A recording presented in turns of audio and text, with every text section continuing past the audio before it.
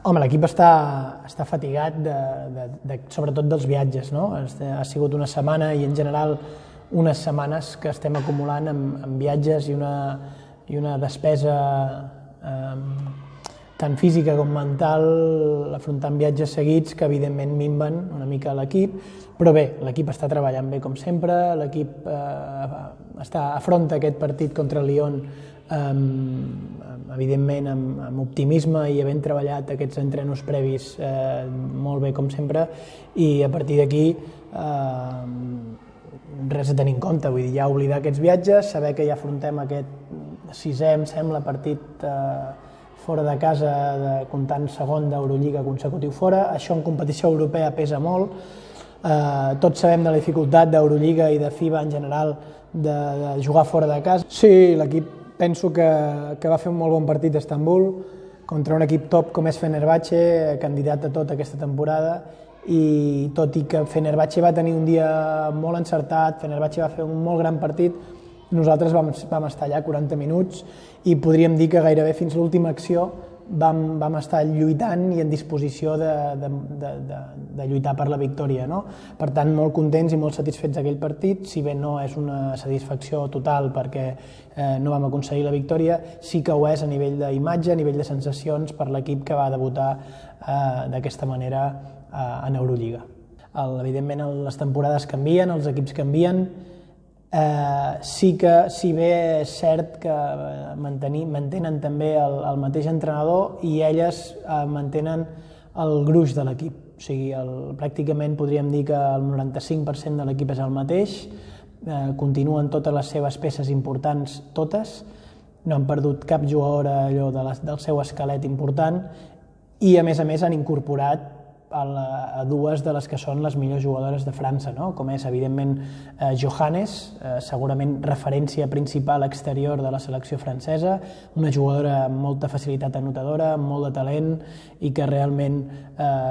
és una referència exterior per al Lyon, i l'altra és Siak, no? Que ja la vam viure també contra Montpellier. Està clar que és un projecte aquest de Tony Parker, de l'Asvel Lyon, que estan fent passos de gegant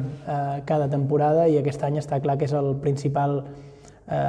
equip francès en quant a potencial a la Lliga francesa i també els fa favorits, evidentment, a aspirar a tot, no? Que tot l'equip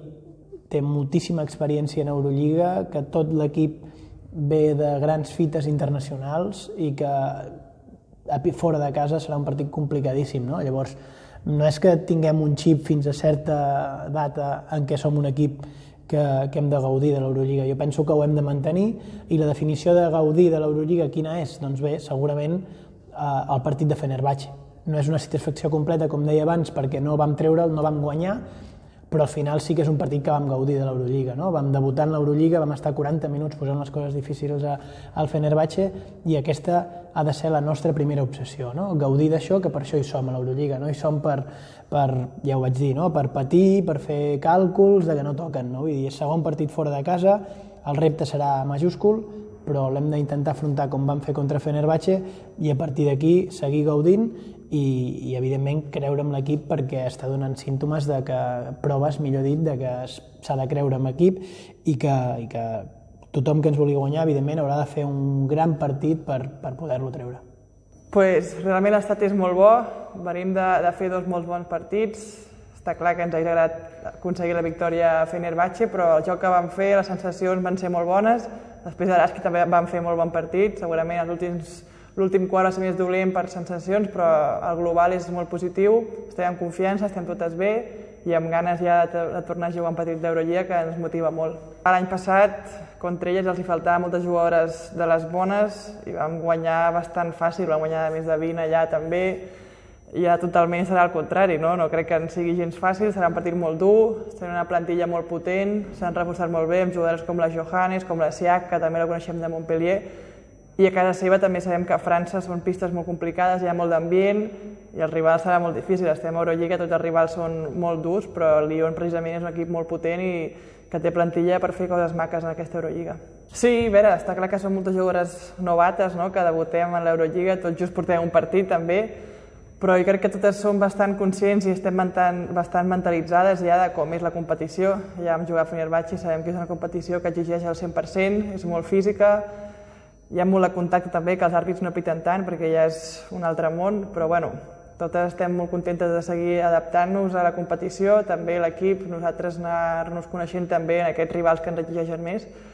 però totes som molt conscients del que ens espera i estem bastant mentalitzades i ja preparades per la guerra, no? Perquè realment cada partit ara és una guerra a Eurolliga i és la gràcia i la motivació també de jugar aquesta competició.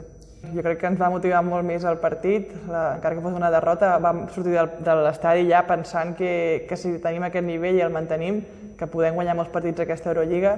Està clar que el que volíem era guanyar, però també sabíem que era una de les pistes més difícils d'Eurolliga, el primer partit, que hi ha els nervis, i tal com vam jugar, que de fet quasi les guanyem, no? Els hi vam ficar molt difícil,